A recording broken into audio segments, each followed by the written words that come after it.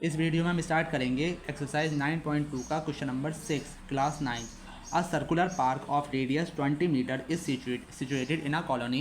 Three boys, Ankur, Syed and David are sitting at the equal distance on its boundary, each having a toy telephone in his hand to talk to each other. Find the length of the string of each phone. ठीक है, एक circular path है, एक circular क्या है, path है जिसकी radius कितनी है, जिसकी रेडियस है आपकी 20 सेंटीमीटर जो है उसकी रेडियस है। ठीक है, तीन दोस्त हैं जो तीनों कोनों पे बैठे हुए हैं। एक का नाम है अंकुर, एक का नाम है सैयद और एक का नाम है डेविड। ठीक है, ये तीनों जो है तीनों कोनों पे बैठे हुए हैं। इनके हाथ में टॉय टेलीफोन है। ठीक है, बच्चों वाला जो वो होता है जो तार से बांध लेते हैं, इस तरह का टेलीफोन है, नकली वाला जो होता है।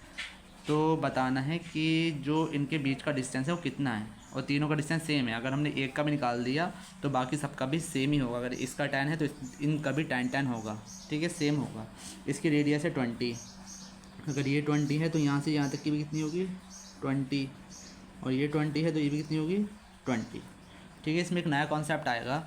एक नया कॉन्सेप्ट ये है, अगर हमारा एक सर्किल है, ठीक है, हमारा क्या एक सर्किल है, सर्किल के अंदर एक इक्विलेटरल ट्रायंगल बन रहा है। ठीक है, क्या बन रहा है, इक्विलेटरल ट्रायंगल। तो इक्विलेटरल ट्रायंगल का जो सेंटर होगा, मतलब जो रेडियस होगी, और दूसरी साइड जो कॉर्ड पे जो लाइन टच होगी, वो इसका जो रेशियो होगा 2:1 होगा। इसका रेशियो जो होगा 2:1 होगा। अगर ये आपकी 10 है तो ये कितनी होगी 5। ठीक है, अगर ये आपकी 20 है तो यहाँ से यहाँ तक की कितनी होगी 10। ठीक है, 20 है तो ये कितनी होगी आपकी 10। अगर ये 50 है तो ये होगी आपकी 25। ठीक है, जो सेंटर से सर्किल की बाउंड्री पर टच होती है वो इसकी दुगनी होती है कॉर्ड से। एक साइड हमारी कॉर्ड से टच हो रही है, एक साइड टच हो रही है हमारी सर्किल की बाउंड्री से। तो जो बाउंड्री वाली होती है वो इसकी दुगनी होती है 2 टाइम। अगर ये 10 है, अगर ये 20 है तो ये भी कितनी होगी 10 होगी। ठीक है, बस आप डायरेक्ट लिख देना। अगर ये 20 है तो 10 होगी, ये 50 है तो ये 25 होगी। ठीक है, अगर हम ये इसका नाम दे देंगे O, इसका नाम दे देंगे M। तो सबसे पहले क्या बनाएंगे, ड्रॉ आ परपेंडिकुलर। ठीक है, ड्रॉ क्या बनाएंगे, perpendicular BM।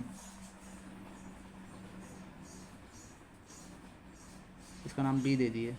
Draw perpendicular BM to का बनाया हमने AD पे। AD पे हमने एक परपेंडिकुलर बनाया। ठीक है, जैसा कि आपको पता है, अगर परपेंडिकुलर बनाते हैं सेंटर से तो वो उसको दो इक्वल हिस्सों में डिवाइड कर देता है, यानी कि AM इक्वल हो जाएगा आपके MD के। और यहाँ ये जो है परपेंडिकुलर भी बनाएगा, ये यहाँ पे 90 का एंगल भी बनाएगा। हमें जो है एक साइड पता हो जाए तो अगर ये साइड पता हो जाएगी तो ये भी सेम हो जाएगी। ठीक है, कोई सी भी एक साइड निकाल दिए सेम आएंगी। अगर हमने एक भी निकाल दी तो हमारी वो भी सेम ही होंगी। हमें सिर्फ एक साइड निकालना है कि इन यहाँ से यहाँ तक का डिस्टेंस कितना है। तो हमने देखा कि यहाँ पे हमें 2 साइड पता है, तो हम क्या लगा सकते हैं, इसमें पाइथागोरस थ्योरम लगा सकते हैं। ठीक है, using Pythagoras theorem. Pythagoras theorem में क्या होता है, जब भी कोई राइट एंगल ट्रायंगल होता है तो उसमें अगर हमें 2 साइड पता होती हैं तो तीसरी साइड हम उसकी निकाल सकते हैं। ठीक है, ए बी का स्क्वायर इक्वल होगा, यानी कि हाइपोटेनियस का स्क्वायर इक्वल होगा परपेंडिकुलर के, यानी कि BM का स्क्वायर के प्लस AM का स्क्वायर। ठीक है, हाइपोटेनस का स्क्वायर इक्वल टू बेस का स्क्वायर प्लस परपेंडिकुलर। चाहे परपेंडिकुलर पहले लिख दें चाहे बेस। हाइपोटेनस कितनी है हमारी 20 का स्क्वायर, BM कितना है 10 का स्क्वायर, और AM हमें फाइंड करना है। 20 का स्क्वायर होता है आपका 400, 10 का स्क्वायर होता है आपका 100 प्लस AM स्क्वायर। 100 इधर प्लस इधर आने के बाद माइनस का हो जाएगा, तो AM की वैल्यू आ जाएगी आपकी, AM स्क्वायर की वैल्यू आ गई आपकी 300। ठीक है, स्क्वायर इधर आने के बाद क्या बन जाएगा स्क्वायर रूट। अब 300 का निकालेंगे हम LCM। ठीक है, 300 का जब हमने फैक्टर निकाले, फैक्टर 2 2 2 1 2 2 5 10 0, 2 7 14, 2 5 10, 5 7 5 1 5, 5 5 25, 5 3 15 और 3 1 3। इसके फैक्टर आए हमारे 2 into 5 into 5 into 3 equal to AM। Root से बाहर निकालने के लिए 2 2 के पेयर, इसमें से एक 2 बाहर आया, इसमें से एक 5 बाहर आया और 3 रह गया अंदर, इक्वल टू AM।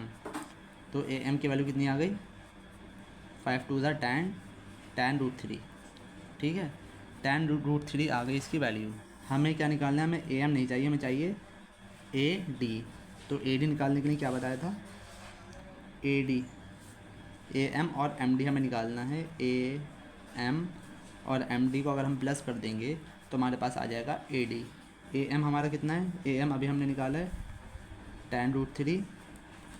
ठीक है, मैंने बताया था कि ये लाइन और ये लाइन आपस में इक्वल है, ए एम और एम डी आपस में इक्वल है। ये 10√3 है तो ये भी कितना हो जाएगा 10√3।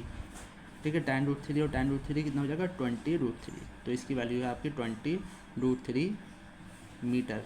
मीटर होगा तो मीटर लिख देंगे, सेंटीमीटर होगा तो सेंटीमीटर लिख देंगे। ठीक है, जो स्प्रिंग की the length of the spring of each phone is 20√3।